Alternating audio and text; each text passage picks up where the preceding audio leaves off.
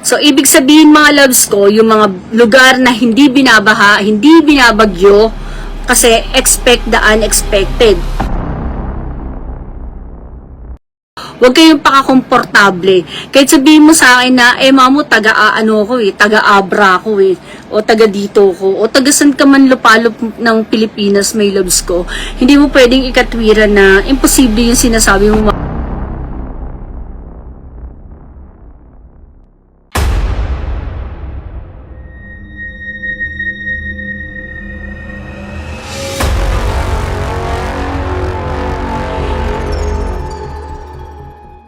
So, ito muna mga loves ko ang isi-share ko sa inyo ngayon, mga babala na huwag niyong i-absorb, kundi, syempre, lagi kong sinasabi, di ba, ang sabay-sabay na pagdarasal ng positibo, laban sa negatibong damdamin ay laging nananalo. So, ganito lang loves lagi yung gagawin natin.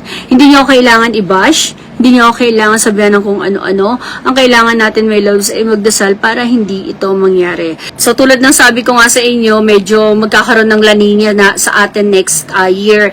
Kaya mga loves ko, yung mga mabababa dyan, idobli-doblihin nyo pa yung pagtaas ng bahay nyo, kasi expect the unexpected. So, ibig sabihin mga loves ko, yung mga lugar na hindi binabaha, hindi binabagyo, dadaanan kayo may love ngayong 2025. So, di ba may climate change tayo na tinatawag. So, huwag kayong pakakomportable.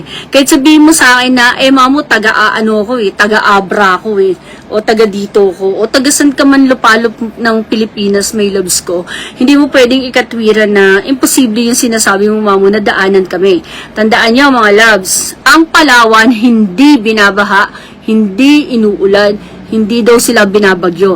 Sabi yan ng isang follower ko doon. Pero sabi ko sa kanya, huwag kang pakasiguro. Dahil isang araw, ang Palawan, babagyuhin at babahain. Which is nangyari naman na din yun nung may isang bagyo na pumasok doon na ikinagulantang nilang lahat, di ba? Nakikita ko din, may love ko, pagkadiskubre next year ng isang bulkan sa ilalim ng dagat. So, yun, normal naman na yun, alam ko. Pero ito kasing bulkan na to, medyo magpapakitang gilas din to.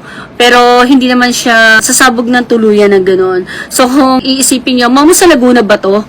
Ito ba yung nasa may Laguna de Bay? So, tignan na lang natin, my loves ko, kung yun yun. Alam niyo naman sigurong lahat na ang Caldera loves ay nasa may gawi, my love ko, ng Laguna de Bay, di ba?